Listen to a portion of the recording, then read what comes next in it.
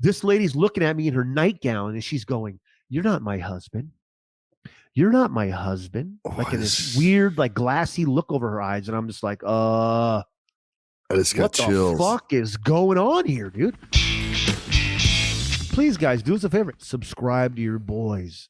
We're not asking for much. Just the little button that says subscribe. By the way, I did this podcast with Felicia Michaels and Jessica Wellington the other night after our podcast. And I it's called the Liars Club.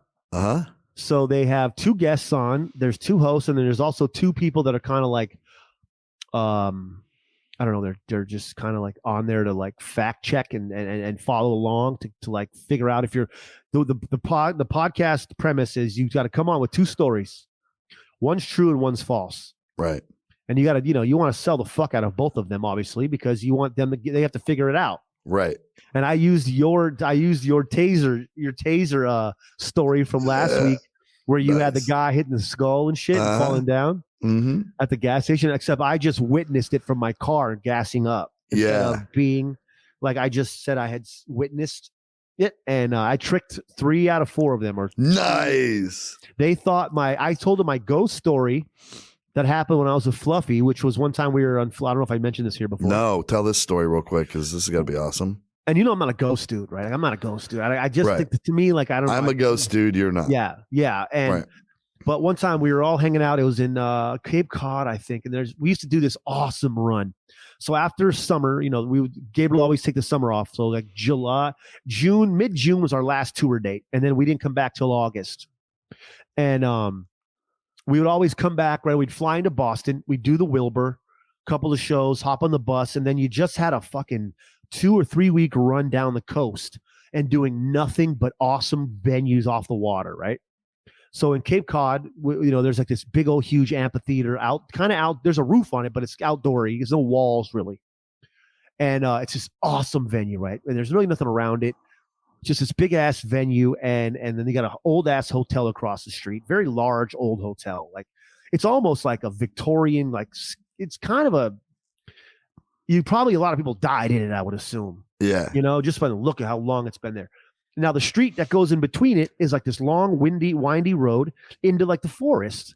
Okay. Like there's not that many street lights and there was no houses and shit. I didn't see any houses. It was just woods. Like, so because we had to walk from across the street. So you look down the street when you walk from venue to hotel and there's nothing down there, especially at night. It was just pitch ass black. Right.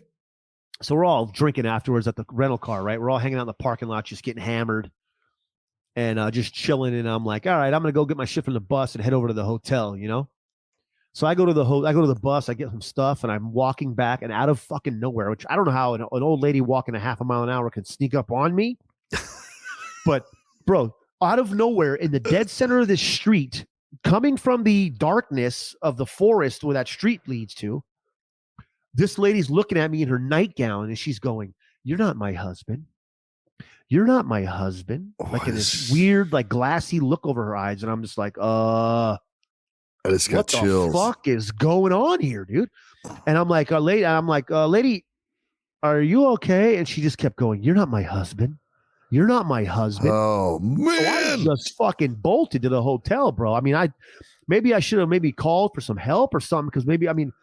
Because the realistic side, I'm thinking to myself, all right, this is not a ghost, bro. This is a fucking lady that probably has dementia. And she got loose. Yeah, this is a silver alert. But I'm like, first of all, where the fuck does how many miles did this lady walk? So to this day, that was I can't remember if anybody else had saw her. I just remember tripping out. And to this day, I didn't see her. And then all of a sudden, bang, she's just standing there in the middle of the street, like talking to me. Oh, my God. At like 2 a.m. So and I was so tripped out, bro. And to this day, I still don't know what the hell it was. But you think ghost because like there was no, like you saw her from a distance walking toward you. She just came out of nowhere. Yeah, out of nowhere in the middle of the street at 2 a.m., like out of pure darkness, out of forest darkness. Yeah. That's and just right creepy. down the middle of the street with a nightgown on, just like swaying. And it was just the creepiest thing that ever. And to this day, it could have been a ghost. I don't know. But it also could have, just, like I said, it could have been something else. But I just could never place where that lady had came from. That's like how creepy, fucking bro. far did this lady have to walk if this is a real lady? Otherwise, this is a ghost. I don't know. But that was my biggest encounter of all time and my only encounter, really. Sometimes there's just no other explanation. Like that story I told about the one I saw at Wiley's, the comedy club. Like the doors were locked. It was like 3:30 in the morning. Only in Richie and I in there. It could not have been another person. Like there was no one there. And it's just the creepiest feeling ever.